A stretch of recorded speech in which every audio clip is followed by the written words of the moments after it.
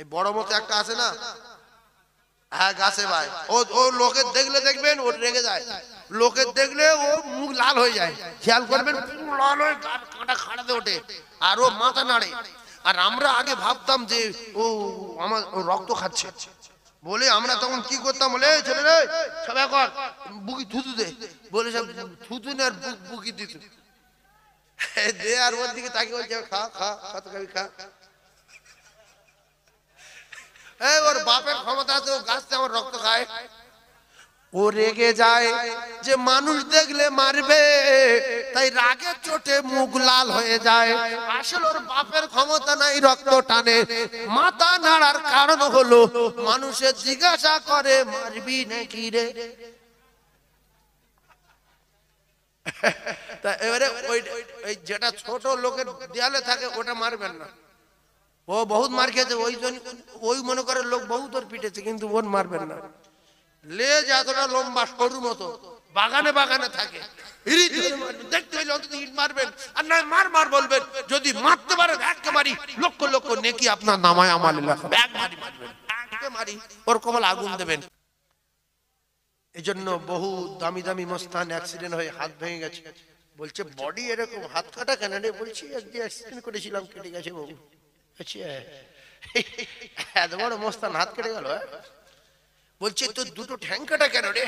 বলছি আগে বিরাট মাল ছিল, মাঝখানে একদিন ইঞ্জিন ভ্যানে যাচ্ছিল, সামনে থেকে লরি এসে চেপে দিয়েছে, দুটো ঠ্যাং টুক করে কেটে পড়ে গেছে। ইঞ্জিন ভ্যানে পা ঝুলিয়ে বসবেন না, খুব বিপজ্জনক ব্যাপার। যদি কেউ ধাক্কা মারে পুরো পা কেটে নিচে পড়বে। আর এই আবাদের লোকের ব্রেন বুদ্ধি কম, ইঞ্জিন ভ্যানে চারদিকে পা ঝুলিয়ে বসে থাকে। আর এরাই সব কন্ট্রাক্টর, মানে কন্ট্রাক্টর না কি বলে ওই বাসের, হ্যাঁ কন্ট্রাক্টর। একটা ইঞ্জিন ভ্যান আর চারদিকে কন্ট্রাক্টর বসেছে, ওইদিকে অটো আছে, এদিকে লরি আছে, ওইদিকে লরি সমেত আছে। আর ইঞ্জিন ভ্যান বলছে আমি ইচ্ছা মতো টানছি, কন্ট্রাক্টর সব চারদিকে ফিট করে দিয়েছি।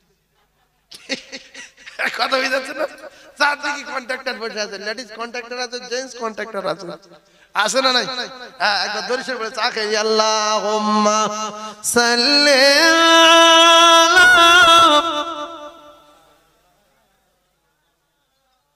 ওয়া আলা আলি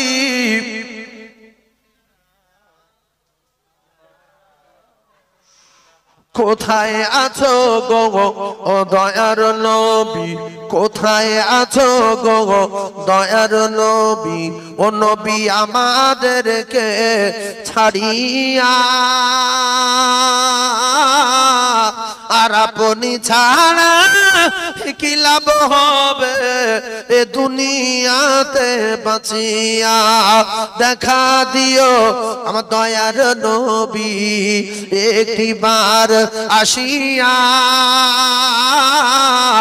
আর আপনি ছাড়া কি লাভ হবে এ দুনিয়াতে বাঁচিয়া।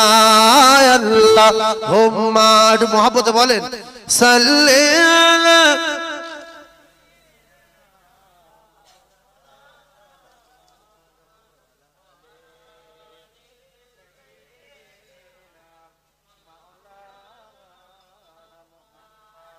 এখানে জগড়া জোয়ান ছেলে ওয়াজ শুনতে এসেছেন, আমি ভাই হিসাবে, ছোট ভাই হিসাবে সকলের হাত জোড় করে বলছি, যতদিন বেঁচে থাকবেন বুড়ো লোকের কাটি দেবেন না। বুড়ো ও আপনি মারতে পারবে না, সেই সাহসে আপনি রাস করছেন, বুড়ো এক তো বাড়ি তোর বাপের নাম বলে দেবো, বুড়ো ভিতরে কেঁদে ফেলেছে মনটা, জিস আমি একদিন এরকম শক্তিশালী ছিলাম, আজকে তুই আমার বললি।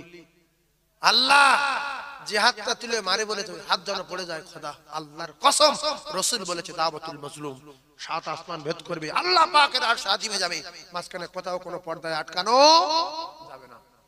পীরের আগে, আল্লাহর ওলির আগে, দাদা হুজুরির আগে, পাঁচ হুজুরির আগে দোয়া চলে যাবে, কারণ আল্লাহর ওলিদের দোয়া কবুল হতে পারে নাও পারে, গ্যারান্টি দেওয়া নাই। রাসূলুল্লাহ বলেছেন সালাসু দাওয়াতুল মুসদাবাতুল লা তাকাফি, কোনো সন্দেহ নেই দাওয়াতুল মাজলুম অসহায়।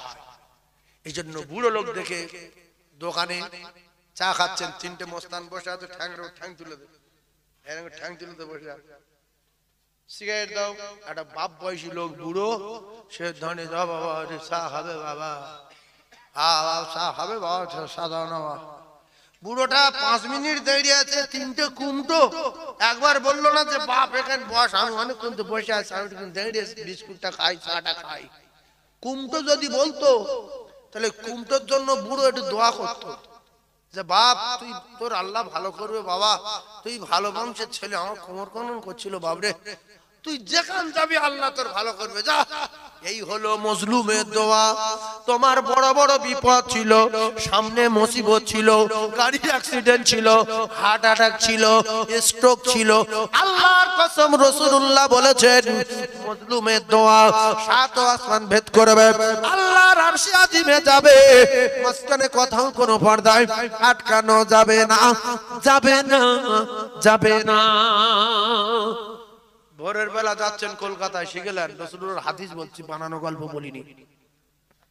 এখন আপনার ভ্যান আছে, আটা বুড়ো কষ্ট করে যাচ্ছে, স্যার সাইকেলে যাচ্ছে বা কোনো কায়দায় হেঁটে যাচ্ছে, ও জানে পয়সা নিয়ে গাড়ি পায় না, আর বুড়ো দেখলে কেউ তোলে না, বুড়ো দেখলে জানে পয়সা নিয়ে দেবে না, ফালতু টেনে লাভ নেই।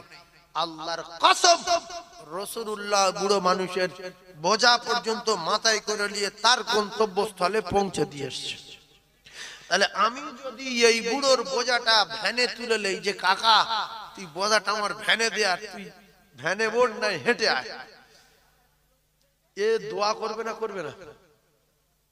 এইরকম প্ল্যান করে করে যদি কিছু মুরব্বীদের দোয়া নিতে পারেন, সে আপনার বাপ হোক আর আপনার চাচতো ভাই হোক, বিদেশি লোক হোক, ইরাকের লোক হোক, কলকাতার লোক হোক, বুড়ো বা বুড়ি মজলুম, হাঁটতে কষ্ট হচ্ছে, চলতে কষ্ট হচ্ছে, যেতে কষ্ট হচ্ছে, দাঁড়াতে কষ্ট হচ্ছে, আপনি বাসে আছেন, ওই রেলিং ধরে হাত পায় না, বুড়ো মানুষ হাত পা সব বেকা, ওই লোকের কোমর ধরে বসে, বাবা রে বাবা, ওরে কিরম চালাচ্ছে রে বাবা, আর দুটো একটা কুমটো বসে বসে দেখছে, কাকা বুড়ো বয়সে বাসে উঠেছে রে, ছি ছি ছি ছি। উচিত হলো ওই কাকার বসতে দিয়ে যুবকটা উঠে দাঁড়ানো, আর মুখে যদি বলো যে কাকু আপনার দেখে আমার কষ্ট হচ্ছিল, আপনি বসেন, আমার জন্য দোয়া করবেন, বুড়ো খুশি না বেজা? সে হিন্দু হোক, খ্রিস্টান হোক, বাগদি হোক, মুচি হোক, দোয়া বোঝে। সে মালিকের কাছে হাত তুলবে, ভগবানের কাছে হাত তুলবে, ঈশ্বরের কাছে হাত তুলবে, উপরওয়ালার কাছে বলবে, গডের কাছে বলবে, কি বলবে যে গড এর ভালো করো, মালিক এর ভালো করে, এটাই দোয়া। উজু করতে হবে না, হাত তুলতে হবে না, মুখে বলবে লাইন। এই যে মেয়েরা কি বলে, মুখে মুখে কথা হবে না, চোখে চোখে কথা হবে, মুখে কথা হবে না, ইশারায় বুঝে নিতে হবে, ওতে কাজ হয়ে যাবে। ও কলিজা টুকরা না, আল্লাহর কাছে দোয়া চাইতে হবে না, ওযু করতে হবে না, শুধু ইশারায় ইশারায় কাজ কথা হবে, ওতে কাজ হয়ে যাবে, অসুবিধা হবে না। তাই যদি না হতো, বুখারী শরীফের হাদিস, একটা নোংরা মেয়ে যারা টাকা দিয়ে ব্যভিচারী করে, নোংরা মেয়ে, আর বিস্তারিত বলার দরকার নাই, যারা টাকা দিয়ে গোনার কাজ করে, মুখে মাখা, গোপে মাখা, ঠোঁটে মাখা লিপস্টিক, এখানে ওখানে মলম, গায়ে সেন্ট, সব জায়গায় সেন্ট মেখেছে, এই নোংরা কাজ করে মেয়েটা যাচ্ছিল, একটা কুত্তাকে রাস্তায় দেখতে পেল। বুখারী শরীফের হাদিস, একটা কুয়োর চারিদিকে কুত্তা ঘুরতে ঘুরতে জিভ বেরিয়ে গেছে, ও কুত্তা ভাবছে পানি খাওয়ার জন্য যদি কুয়ায় ঝাঁপ দিয়ে পড়ি মারা যাবো, বাঁচবো না, তাই পাগলের মতো ঘুরছিল। নোংরা নারী ওই দৃশ্য দেখে ওড়না খুলে পায়ে জুতো ছিল, বুট জুতো, ওই জুতোতে বেঁধে কুয়োর থেকে পানি তুলে কুত্তার বাচ্চার পানি খাইয়েছে। কুত্তার বাচ্চা খুশি হয়ে গেলে আল্লাহ ওই নারীটার বেগনা মাসুম করে দিয়েছে। হিন্দু হোক, খ্রিস্টান হোক, মুসলমান, বুড়ো হোক আর বুড়ি হোক, এরা কুকুরের চেয়ে ভালো। কুকুর খুশি হলে যদি আল্লাহ খুশি হয়, তাহলে একটা হিন্দু মানুষ যদি খুশি হয়, আল্লাহ কি খুশি হবে না? এই জোরে বলেন।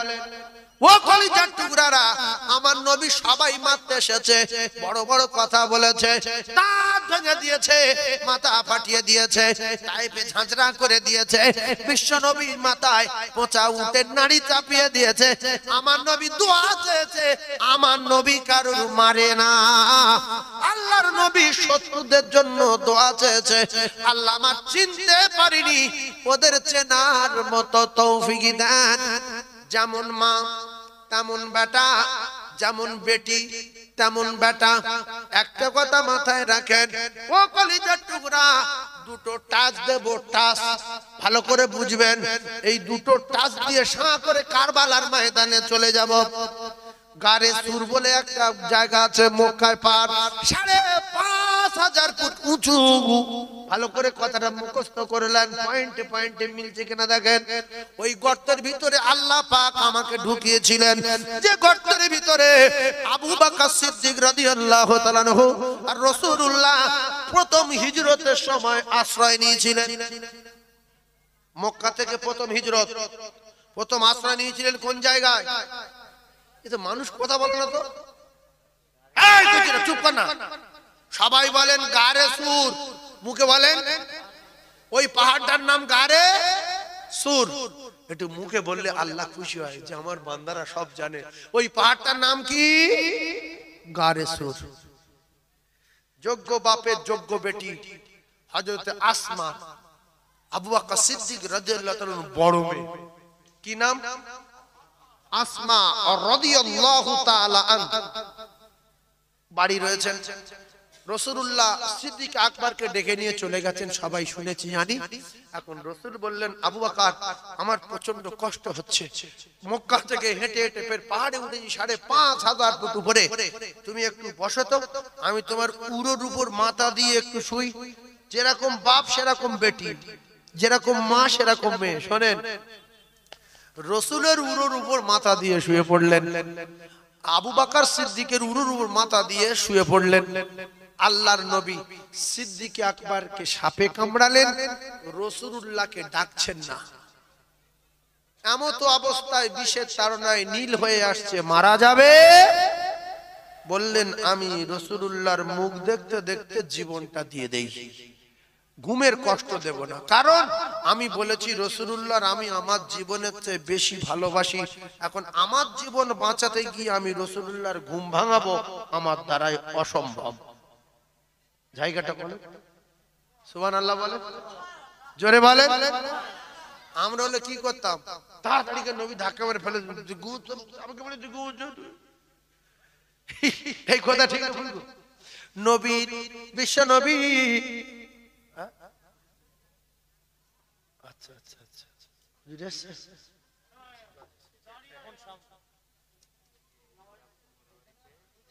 নারে তাকবীর, সিলসিলা হক মুসাদ্দিদুজ জামান, সিলসিলা হক মুসাদ্দিদুজ জামান, নারে তাকবীর। আল কোরআনের আলো, আল হাদিসের আলো, নারে তাকবীর। একটু বলি আর 5 মিনিট বলি দাও।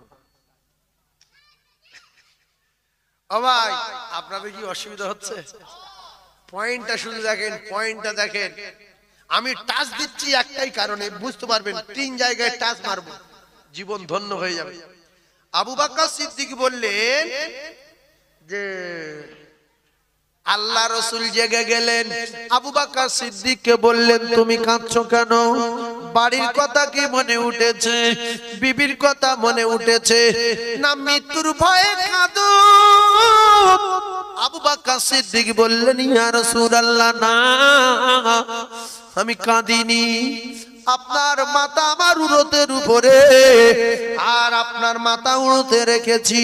আমি বসেছিলাম পা লম্বা করে গর্তের মুখে দিয়ে, আমার পায়ে কিসে দংশন করেছে, কিসের যন্ত্রণা আমি থাকতে পারি না, এজন্য চোখের পানি জারি হয়ে যায়। আল্লাহর নবী বললেন, আবু বকর আমার মাথা তোমার উরুতে, তুমি আমায় ডাকলে না কেন? সিদ্দিক আকবর বললেন, ইয়া রাসূলুল্লাহ, ইয়া হাবিবাল্লাহ, আমি এর জন্য আপনার ডাকিনি, আমি আমার জীবন ও জানটা তো আপনার কদমে কুরবান করে দিয়েছি। আমার জীবন বাঁচানোর জন্য আপনার ঘুমের কষ্ট দেব আমি আবু বকর সহ্য করতে পারবো না।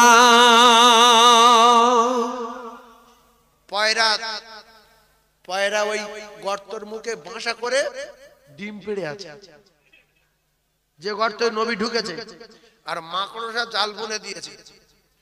পয়রার আর মাকড়সার শাস্তি দেবেন না, আল্লাহ তার গজব দেবে তার উপরে। আল্লাহ পাকের বিধান হলো ওই পয়রা সারা পৃথিবীর, রাসূলুল্লাহর বিধান হলো পৃথিবীর জমিনে পয়রা সব সময় সুখে শান্তিতে থাকবে। পয়রা যার বাড়ি যাবে সে চাল দেবে, ভাত দেবে, গম দেবে, এমনকি ঘর পর্যন্ত বেঁধে দেবে। বাজার থেকে কার্টুন কিনে নিয়ে আসছে, টাকা দিয়ে আপেলের কার্টুন, কি থাকবে রে? পয়রা থাকবে। সুন্দর করে কার্টুন করে গম কিনে নিয়ে আসছে, 30 টাকা কেজি গম কিনে নিয়ে আসছে, পয়রা খাবে। পায়রা জমিদারি দেখাচ্ছে, কোন জায়গায় খায় না, অসুবিধা হলে একটু হেঁটে যায়। মাকড়সার বলেছে তুই জাল বেঁধে দিবি, চুপচাপ মেরে বসে থাকবি, খেটে খেতে হবে না, মাল সামনে চলে আসবে, শুধু একটু কষ্ট করে ঠ্যাংটা লম্বা করে টেনে খেলি, ঠ্যাং লম্বা করে দিবি, টেনে গিলে নিবি। এর জন্য অতিরিক্ত মাল যখন বেশি হয়ে যায় দেখবেন ওই এক জায়গায় বসে বসে ঠ্যাং দিয়ে গুলি পোকাটা ধরে রেখে দেয়, দুদিন পরে খাবে। তকবীর দেন, নারে তাকবীর। জনাব ভাইজান হুজুর কেবলা, জনাব ভাইজান হুজুর কেবলা, সিলসিলা হক মুজাদ্দিদুজ জামান, সিলসিলা হক মুজাদ্দিদুজ জামান, নারে তাকবীর। আল কোরআনের আলো, আল হাদিসের আলো, হযরতে আয়েশা সিদ্দিকা রাসূলুল্লাহ সাল্লাল্লাহু আলাইহি সাল্লামের কলিজার টুকরা সাহাবী আবু বকর সিদ্দিক রাদিয়াল্লাহু তাআলা নূর মেয়ে কথা মাথায় রাখেন। হযরত আসমা রাদিয়াল্লাহু তাআলা আনহা রাসূলুল্লাহ সাল্লাল্লাহু আলাইহি সাল্লামের সাহাবী আবু বকর সিদ্দিকের বড় মেয়ে। এখানে যখন খুঁজে পেলেন না, কেউ কেউ বলতে পায়রা ডিম পেড়েছে, মাকড়সায় জাল বেঁধেছে, মাকড়সা মারবো না কি করব? কেতাবে লেখা আছে মাকড়সা যখন আপনার ঘরে অতিরিক্ত জাল বাঁধবে, নোংরা হচ্ছে, আপনি খেজুরের ডাল দিয়ে কোন একটা ঝাড়ু দিয়ে ওইগুলো গুলিয়ে ধরে নিয়ে বাইরে ছেড়ে দেবেন। ওর ভিতরে যা মাকড়সা আছে একটাও মরবে না, ও জাল ওর শরীরে আটকায় না, একা বেরিয়ে যাবে, কিন্তু মাকড়সা মারবেন না। যে টুড়ি দেখতে পেলে যেখানে দেখবেন সেখানে মারবেন, ওর কপালে আগুন দেবেন, নেকি হবে, প্রত্যেক মারে নেকি হবে। কখনো আগে রাতের বেলা হয়তো তোমার নিয়ে আমি হিজরত করব, তুমি একটু জেগে থেকো, সতর্ক থেকো, খেয়াল রেখো। সেদিন থেকে আমার আব্বা কোনদিন রাতের বেলা ঘুমাই না। হঠাৎ আজকে দেখছি আব্বা নাই বাড়িতে, কখন কোথায় বেরিয়ে গেছে আমি আসমা বলতে পারি না। ঝড় মারলো, আবার আসমা কাঁদে, আল্লাহ আমার আব্বার খবর আমি জানি না। অঝর নয়নে কাঁদে। লিডার বাড়িতে চলে এসেছে, হযরতে আসমা রাদিয়াল্লাহু তাআলা আনহা মারের উপরে মার, আঘাতের পর আঘাত। ও কলিজার টুকরা না, মানুষ যখন বেশি বার বৃদ্ধি হয় তখন ছোট ছোট বাচ্চার কাছে অকাল মৃত্যু হয়। সেই আবু জাহেল মরেছে কোথায়? বদরে। বলেন কোথায়? বদরে। পালোয়ানের হাতে না বাচ্চার হাতে? বাচ্চার হাতে। ভালো করে বোঝার চেষ্টা করুন, বেশি বার বৃদ্ধি ভালো না। আল্লাহর নবীর স্ত্রী, আমাদের সকলের মা হযরতে আয়েশা সিদ্দিকা রাদিয়াল্লাহু তাআলা আনহা রাসূলুল্লাহকে গোসল করাচ্ছেন। কিতাবে লেখা বিশ্বনবী হাবিবুল্লাহকে গোসল করাচ্ছেন। হঠাৎ করে আল্লাহ নবী শরীরে যখন পানি ঢেলতেছে অবস্থায় দেখা যায় বিশ্বনবী তাকিয়ে দেখলেন পানির সঙ্গে রক্ত গড়িয়ে যাচ্ছে, পানির সঙ্গে রক্ত গড়িয়ে যাচ্ছে। রাসূলুল্লাহ মাইশার মুখে দিকে তাকায়, মাইশা কোন মন কান্তমিন্তু করে না, কাচুমাচু করে না, চোখ টোক শীত করে না, ওইভাবে গোসল করাচ্ছে। বিশ্বনবী টুল থেকে উঠে দাঁড়ালেন, দাঁড়িয়ে বলছে আয়েশা এত রক্ত যাচ্ছে কোথা থেকে? টুলটা সরিয়ে দেখে আমি রাসূলুল্লাহ যে টুলের উপরে বসেছিলাম ওই টুলের পায়া মায়েশার আঙুলের উপরে পড়ে আঙুল থেতে দর করে রক্ত বেরিয়ে যাচ্ছে। নবী বললেন আয়েশা তুমি আমার ডাকতে পারতে, উঠতে বলতে পারতে, পাটা কি হলো একেবারে থেতে গেল, তবু উ করলে না, আহ করলে না, চোখ চোখ ছিট করলে না।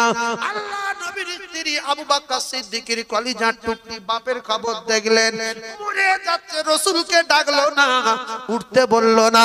আল্লাহর নবীর স্ত্রী আমাদের মা আয়েশা সিদ্দিকা বললেন ইয়া রাসূলুল্লাহ, ইয়া হাবিবাল্লাহ, আপনি কি বলছেন?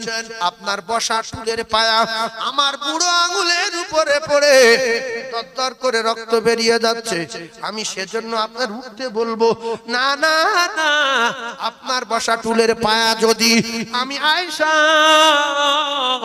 আমার কলিজার উপরে পড়ে আমার কলিজা পেটে চলে যেত, আমি আয়েশা আপনাকে উঠতে বলতে পারি না। জোরে বলতে পারলেন? আরো জোরে হলো না?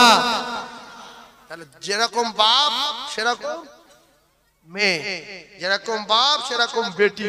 জোরে বলুন সুবহানাল্লাহ। যেরকম নানা সেরকম নাতি। নানা ঝাঁঝরা করে দিল উহুদের ময়দানে। নানা ঝাঁঝরা করেছে কোথায়? উহুদের ময়দানে। আর নাতির ঝাঁঝরা করছে কারবালায়। একটু বোঝার চেষ্টা করুন, কারবালায় নাতি ঝাঁঝরা হচ্ছে, নানা ঝাঁঝরা করলো উহুদের ময়দানে। বিশ্বনবী বলেন, একদিন মা আয়েশা সিদ্দিকা বলেন ইয়া রাসূলুল্লাহ, আমি যখন আপনার জামা খুললাম আপনার নূরের বদনে, আপনার সোনার বদনে ইয়া রাসূলুল্লাহ সব জায়গায় কিসের দাগ? কাটা কাটা দাগ, মুখে দাগ, ঘাড়ে দাগ, পিঠের চালে দাগ। আল্লাহ রাসূল বলেন আয়েশা এইগুলো সব পাথরের আঘাতের দাগ। মা আয়েশা তখন বললেন ইয়া রাসূলুল্লাহ আপনার কত পাথর মারা মেরেছে টোটাল বডিতে দাগ? আল্লাহ রাসূল বলেন আয়েশা এগুলো সব তায়েফের ময়দানের পাথরের আঘাতে দাগ। মা আয়েশা বললেন ইয়া রাসূলুল্লাহ আপনার টোটাল জীবদ্দশায় সবচেয়ে বেশি কষ্ট পেয়েছেন আপনার জিন্দেগিতে কোন জায়গায় বলেন?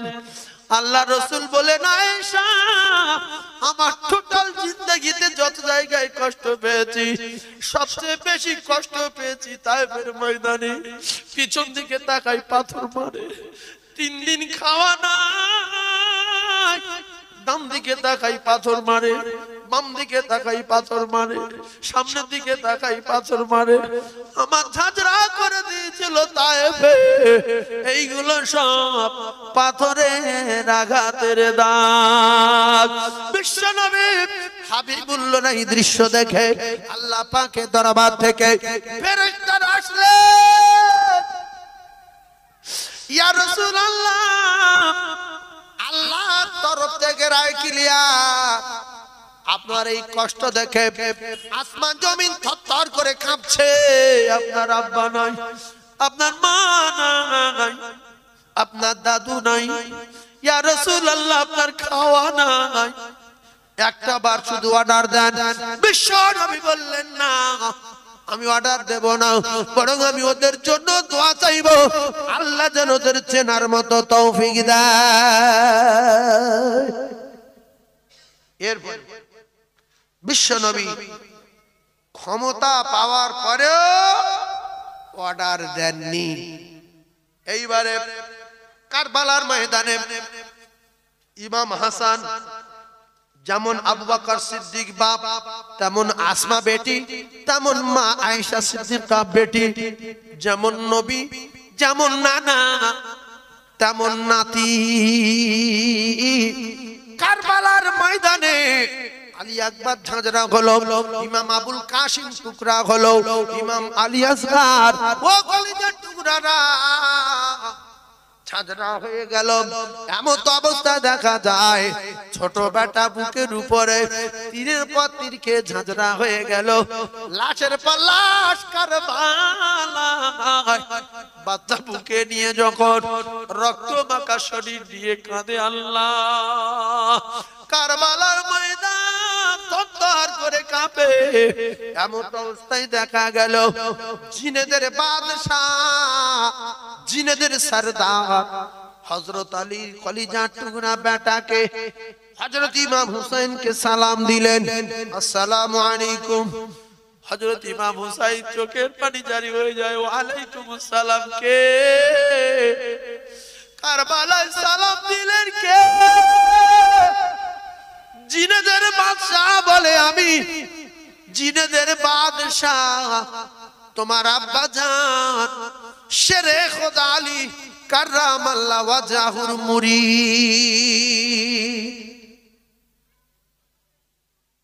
জিনেদের বাদশা কি বলছে? যে আমি জিনেদের বাদশাহ, তোমার আব্বা জান শেরে খোদা আলী মুরিদ, আমি জিনেদের বাদশাহ। কি খবর ময়দানে? বলছে ময়দানে তোমার কষ্ট দেখে, ইমাম বংশের কান্না দেখে, তাবুর ভিতরে কান্না দেখে, ইমাম বংশের লাশ দেখে আমি সহ্য করতে পারি না, আমি তোমার কাছে হাজির হয়ে গেছি। তুমি একটা বার যদি অর্ডার দাও, মুহূর্তের মধ্যে কারবালার ময়দান সাফ করে দেব। ইমাম হুসাইন বললেন না, তোমার যদি এত দরদ থাকলো তুমি একাই সাফ করতে পারতে, জিজ্ঞাসা করছো কেন? কিয়ামতের দিন আমার ঘাড়ে দোষ চাপাবে যে আমি মারিনি, হুসাইন মারতে বলেছে। এদের একটু মাথা ব্রেন ভালো বুঝতে পারছে? দরদ যদি লাগে এসে মারো, দুটো লোক এসে মারামারি কি রে মারবো, তুই মারো জিজ্ঞেস করছিস কেন? তুই তো দর লাগে তুই মার, বিচারে এই তুই মারতি বলে তাই মেরিস। ও যদি আমার জিজ্ঞাসা না করতো আমি বলতাম আমি জানি না, আমি ওর মেরি, তুমিও করতে উড়ে এসে মারতে, তার কি করি? আমার কথা বুঝাচ্ছে না? সেম ঘটনা, জিনেদেরও হিসাব দিতে হবে। তুমি কি বলছো? বলে তাল বিতাল কথাবার্তা।